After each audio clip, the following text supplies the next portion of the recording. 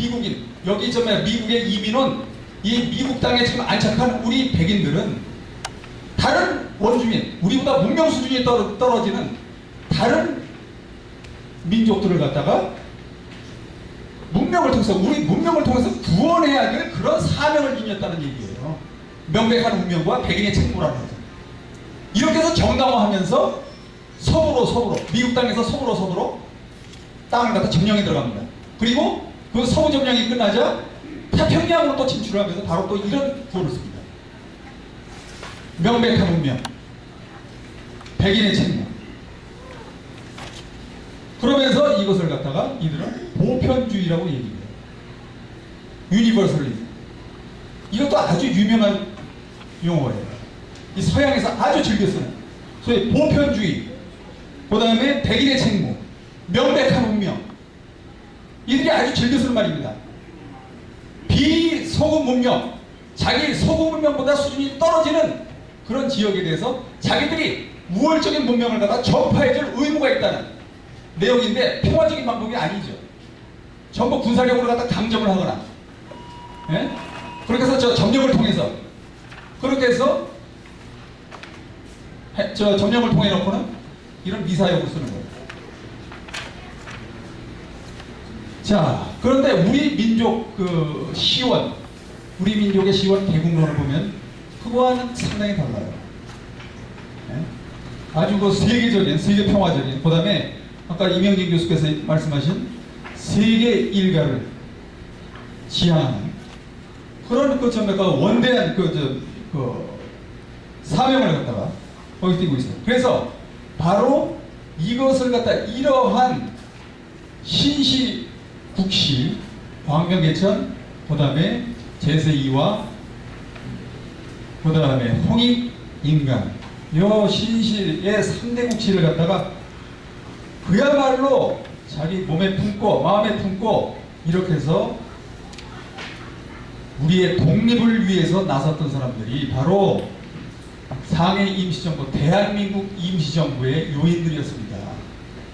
바로 거기에 지대한 영향을 받았던 사람들이 바로 우리 대한민국 임시정부 요인들이었어요. 그래서 그 2년, 그런 그 과거 개국론에서 보여지는 3대 국시를 그들은 독립운동을 통해서도 끊임없이 추구를 했어요.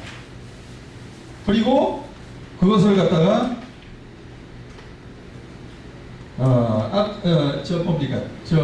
그 강령이라든지 어디입니까? 그러니까 대한민국 임시정부 건국강령이라든지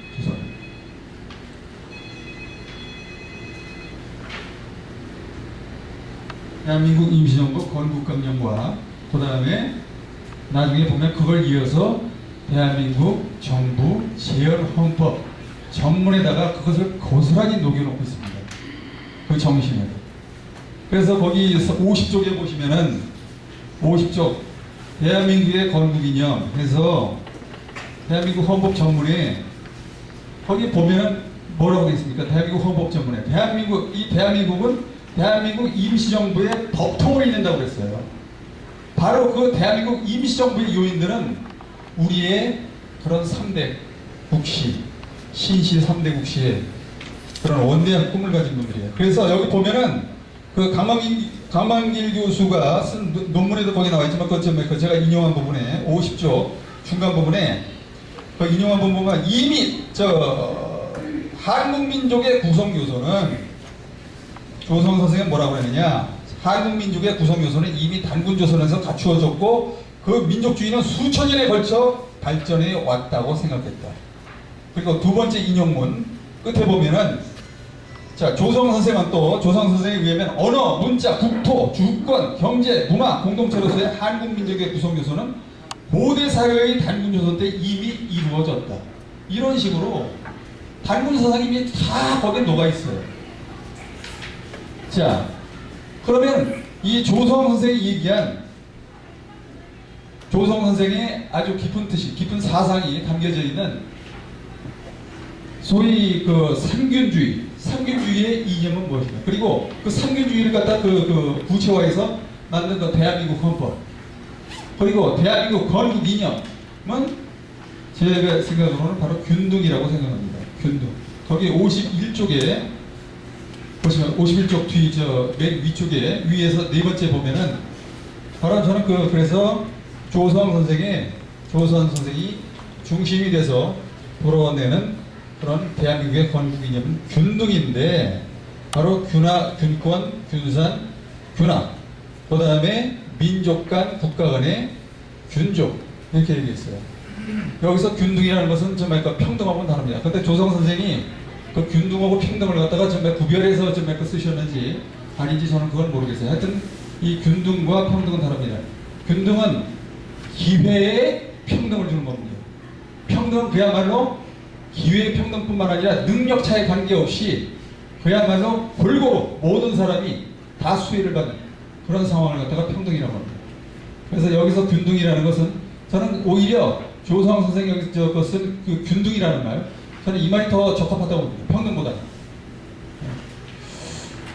그래서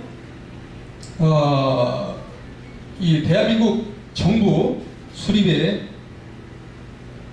지대한 영향을 준 그 이념은 바로 균등이다.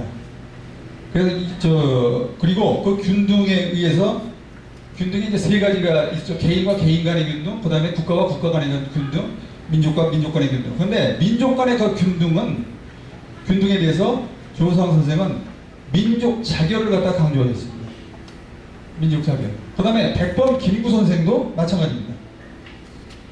백범 김구 선생도 민족 자결을 갖다 물론 세계 평화, 그 다음에 사회동포주의가 맨 뒤에 나오긴 하지만은 어쨌거나 중요한 것은 민족 자결이에요. 그래서 51쪽에 맨 밑에서 네 번째 줄 보시면 조선과 백범이 말하는 민족 자결주의는 여기서 사회동포주의와는 좀 다르다는 것을 갖다가 좀 주목을 할 필요가 있다. 그 조성황 선생에 의하면 민족이라는 것은 일정한 구성 요소가 있는데 그것은 공동의 언어와 문자, 국토와 주권, 경제와 문화, 그리고 민족 정기이며 그 중에 하나가 결핍하면 민족 고유의 요소를 잃어 불완전한 민족이 되고 그 전부를 잃으면 한민족으로서의 근본과 자질을 잃어 다른 민족으로 변해버린다고 했다. 즉 여기서 얘기하는 우리 정말 그 대한민국 임시정부 요인들의 민족은 사회동포주의가 아닙니다. 그야말로 우리 민족을 갖다 우리 민족에 대해서 아주 구체적으로 규정을 하고 있어요. 거기 정말 뭡니까? 대한민국 임시정부 건국 강령에도 1장 1조에 뭐라고 하냐? 우리나라는 우리 민족이 반만년 이래로 공통한 말과 글과 국토와 주권과 경제와 문화를 가지고 공통한 민족 정계를 길러온 우리로서 형성하고 단결한 고정적 집단의 최고 조직인 이런 식으로 아주 구체적으로 우리 민족이라는 것을 갖다가 규정을 해놨어요. 그래서 민주주의 원칙을 갖다가 헌법 조항에 나중에 이제 그 대한민국 정부 수립 이후 그 재헌헌법에 민주주의 원칙에 관한 헌법 조항을 갖다가 넣고 있지만 5조에다가 재헌헌법 5조에 거기 넣고 있지만 그것은 어디까지나 우리 민족 자결주의 조건부라는 것을 갖다가 명백히 하고 있는 겁니다. 즉 우리 민족과 그 다음에 세계 모든 사람들이 다 같이 다 잘 먹고 잘 살자 라는 어떤 그런 보편주의적인 성향을 갖다 얘기한 건 아니에요. 일단은 우리 민족 우선입니다. 전부 이건 백범 선생도 마찬가지고 그 다음에 조성 선생도 마찬가지예요. 그건 마찬가지 주장이에요. 그런데 지금 현재 어떻습니까? 현대 정말 이 한 민족주의 지금 민족주의 다 없어져가요. 네? 이러한 우리의 그 민족주의 요인들, 민족주의자들의 어를 이어받아서 이것을 갖다 계승하지 못하고 오히려 지금 어떻습니까? 현대 와서는 민족주의를 갖다가 해체하자고 얘기합니다. 특히 탈민족주의자들 예를 들면 여기도 좀 얘기했지만 그 가장 정말 선두에 선 사람이 소위 임지연 교수라고 있어요. 민족주의는 반역이다라는 그 책을 써가지고 대히트를 쳤는데 2004년인가요? 그 임지연 교수가 민족주의는 반역이다라는 책을 쓰고 그 다음에 러시아에서 귀화한 박노자라는 사람이 박노자 교수가 이 민족주의, 탈민족주의에 대해서 또 바톤을 이어받았습니다. 그 다음에 진중권 교수가 그 뒤를 이어받습니다. 그 다음에 그 뒤를 갖다가 또 홍세화라는 사람이 지금 현재 진보신당의 홍세화 대표와 그 뒤를 이어받아요. 이렇게 해서 지금 민족주의를 지금 깨자는, 현재 지금 민족주의를 깨자는 운동을 좀 하고 있습니다. 그런데 지금 그 민족주의, 그들이 얘기하고 있는 민족주의, 그 민족주의 계기가 뭐냐면은 소위 이때까지 우파라고 자처해온 사람들, 그러니까 정말 그 뭡니까, 조선일보라든가 동아일보라든가 그다음에 중앙일보, 그다음에 이제 좀 뭡니까, 그 반공주의를 외치시는 분들, 이런 분들이 이제 소위 그 극우적 이제 국가주의에 대한 비판, 그다음에 소위 뭐 주사파 민족주의에 대해서 여기에 대해서 이제 비판을 하면서 나온 것이 바로 이들의 탈민족주의의 사실입니다. 자, 그러면은 문제는 말이죠. 그런데 이들 정말 극우적 국가주의를 갖다 주장하는 사람들은 지금 돌변을 했습니다. 다민족화로 지금 돌변을 해버렸습니다. 54쪽 보십시오. 54쪽 중간에 보시면 극우적 국가주의와 남북통일 지향성 민족주의를 비판하면서 탈민족 담론을 들고 나왔는데, 아까 얘기한 그 탈민족주의자들이 임지연 교수를 비롯해서 탈민족 담론을 들고 나왔는데, 여기에 재빨리 변신을 해가지고 여기에 합류한 사람들이 소위 보수냐, 아까 얘기한 그 조선 동학 중앙, 그 다음에 소위 우리나라 보수주의자들, 저는 그 가짜 보수라고 봅니다. 원래 보수의 이념의 첫째 우선가치는 민족입니다. 근데 그것을 갖다 뒤집어엎고 이 사람들이 지금 정말 그 소위 다민족화를 갖다 주장을 해요. 그래서 이들이 왜 그럼 이런 그 돌변 사태가, 이들의 그 돌변 이유가 뭐냐?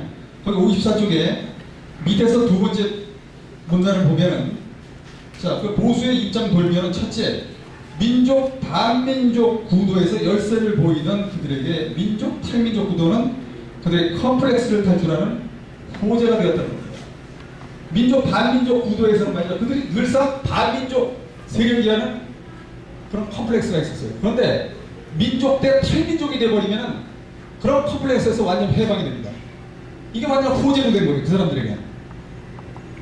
그리고 이어서 그들이 또 정말 그 껄끄러워하던 것이 통일담론이에요. 지금 정말 그 사람들 말이죠, 이 탈민족 담론이 나오기 이전부터 통일에 대해서 얘기 안 합니다. 될 수 있으면 통일에 대해서 얘기 안 하고, 그 다음에 통일에 대해서 소극적입니다. 여기 좀 인용문에도 제가 좀 해놨는데, 이동복 선생 같은 경우에, 여기 보십시오. 거기 정말 그 인용문에 보면 이동복 선생 같은 경우에 통일이 없다 이거예요. 우리는 원래 삼국시대부터 정말 분단 국가이기 때문에 같은 남북이 같은 한민족이었다는 건 근거가 없다. 따라서 오늘날 통일할 필요가 없다고 지금 저 주장을 하고 있습니다. 그 다음에 지금 이 민족주의 세력에 대해서 또 정말 치고 나오는 것이, 이 탈민족 세력들이 치고 나오는 또 가장 커다란 이 정말 이슈가 뭐냐면 바로 순혈주의, 한국 순혈주의에 대한 유엔의 권고입니다. 55조. 한국 순혈주의에 관한 유엔의 권고. 이게 언제 나왔냐면 2007년도 8월 18일 유엔 인종차별철폐위원회에서 외국인과 혼혈을 차별하는 다일민족 국가 이미지를 극복하라는 권고 보고서를 발표했습니다. 이때부터 한국, 대한민국 거의 모든 진영이 날입니다. 순혈주의 철폐, 그 다음에 민족 철폐, 다민족 적극 수용, 이런 식으로 지금 얘기를 합니다. 그럼 이러한 지금 정말 그 사태에 대해서 우리 민족 진영이 어떤 식으로 대처를 해야 될 겁니까? 우선은 현대적인, 아까도 말씀드렸지만 현대적인 언어로 그 담론을, 지금 민족 진영의 담론을 갖다 해석해서 대중화 작업을 할 필요가 있다. 그 다음에 두 번째는